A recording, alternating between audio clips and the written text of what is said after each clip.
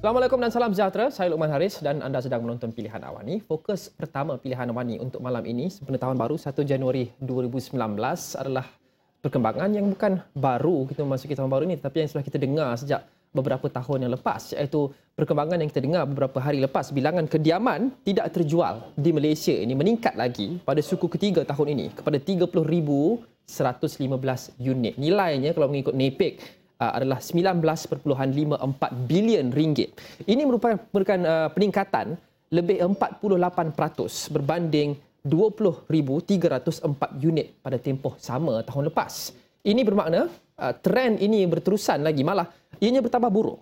Pada suku pertama 2018, bilangan kediaman tidak terjual dicatatkan pada 25,913 unit dengan nilai 15.7 bilion ringgit, sebelum meningkat lagi kepada 29,227 unit dengan nilai 17.2 bilion ringgit menjelang suku kedua. Dan mengapa hari ini Pilihan AWANI ingin memfokuskan kepada topik ini, walaupun kita sudah pun berbincang sebelum ini berkenaan dengan topik ini, kita mahu fokus sekali lagi kerana selama ini perbincangan banyak bertumpukan kepada mereka yang mengkritik pemaju hartanah, mereka yang datang daripada perspektif pembeli rumah dan rakyat. Iaitu tidak salah, tetapi dengan semangat untuk bersifat lebih adil dan memberi gambaran yang lebih menyeluruh kepada isu dan topik ini, malam ini kita ingin juga mendapatkan perspektif daripada seorang individu daripada dalam sektor hartanah. Beliau adalah komentator yang agak biasa muncul di Pilihan AWANI, iaitu Shan Said, Ketua Pakar Ekonomi firma pembrokeran hartanah IQI Global. Shan, welcome back to the show, Shan. Thank you, Luqman. Unsold residential units rose again for the third quarter of 2018, the highest that we've seen in some time. This trend has been continuing since 2016. Your thoughts, first of all? Luqman, your question is pretty legitimate and is quite germane to the market. There are a lot of concerns at the moment about oversupply and depressed demand. But in every market, there are oversupply and there is over demand. It happens. So the main question is how to resolve this issue. In my opinion, there are three main things that we can do. First is the engagement strategy of all stakeholders, including developers, including Rehda, brokerage house, government, and the banks. Stakeholders can sit together and find out the solution, how to sort out this, pressing questions that everyone is asking. The second is raising the income level.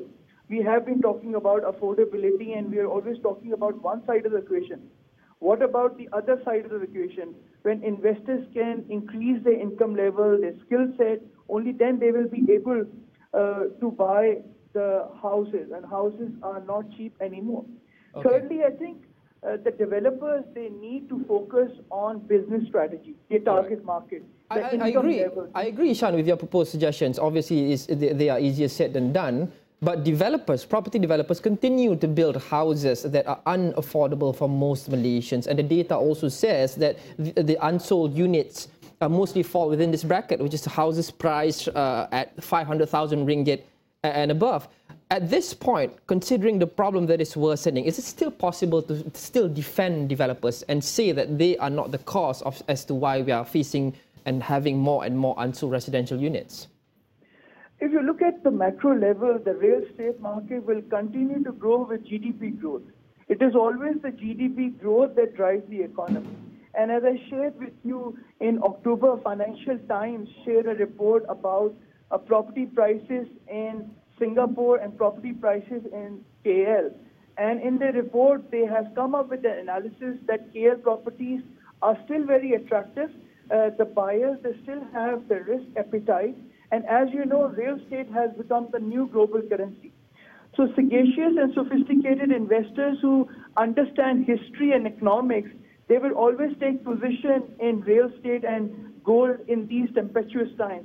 We are not living in normal world. We are living in some very treacherous time with Brexit happening and with US economy in turmoil and in Europe is in mess. So in these turbulent times, smart and sagacious investors, they would take long position in tangible assets, and real estate is one of those asset classes. I understand to a certain extent that property developers, they have to run their businesses like businesses. But the government can only do so much. They need more help from property developers. what's the balance between generating profit and actually striving for a good cause to house more people amongst the rakyat, the people of Malaysia? I think it's a trade-off. If you look at it, it is always the private sector that drives the real estate market. It is not the government that runs the business. The government can only facilitate, government can only provide the framework so that developers can work in that framework to provide good product to those smart and those end investors so that they can own those assets. So I think it's a trade-off between affordability and profitability.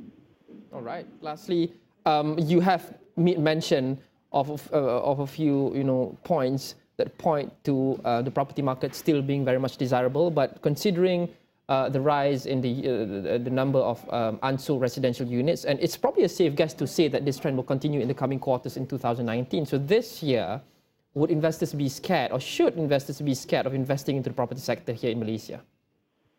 I think property market will continue to draw sophisticated and smart investors who want to take long position.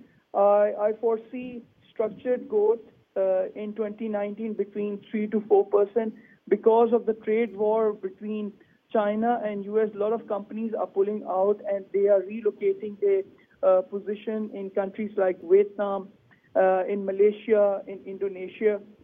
So a lot of investment is coming in IT and automobiles. So if you pick up the report of Economist magazine in November 2014, they have mentioned two sectors, IT and automobiles, where Malaysia and Thailand are benefiting, and some of the countries that are not benefiting, including Singapore, South Korea, and Japan, they're not benefiting from the trade war. And lastly, I think the sophisticated and long-term investors, they continue to take position in real estate. Real estate is a new global currency.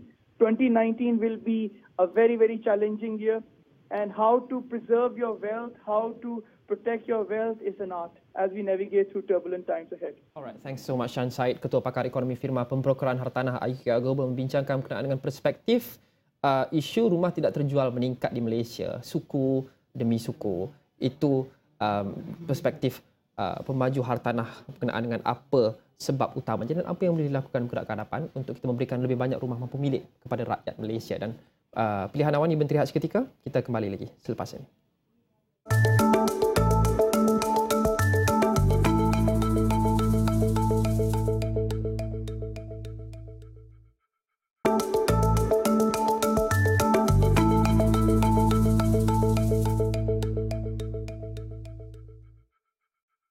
Kita punya perhubungan dengan Singapura baik, ada masalah lah, tapi masalah boleh diselesaikan dengan cara rundingan. Bukan secara konfrontasi, bukan secara kecaman melalui media.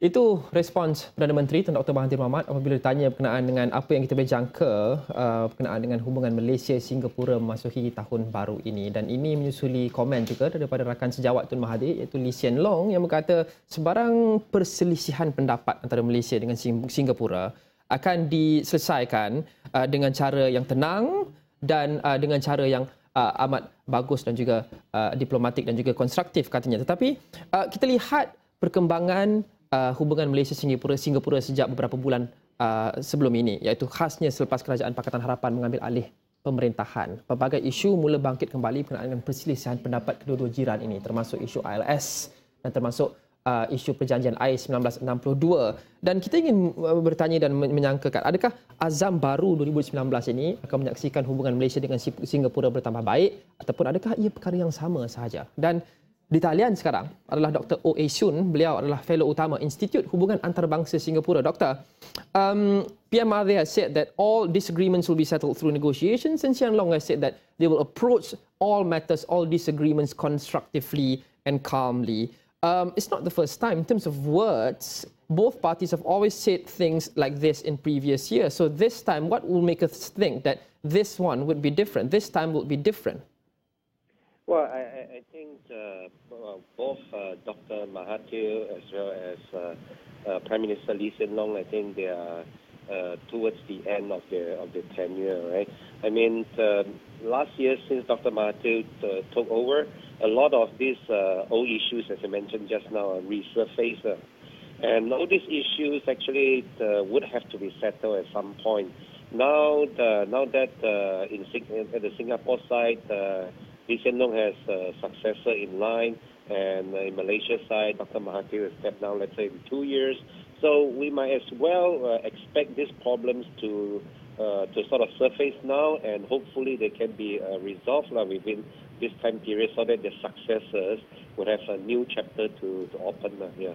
But before that happens, seeing that we now have two leaders who are approaching the end of the tenure, would they have increased the motivation to settle all pending matters before they call it a day?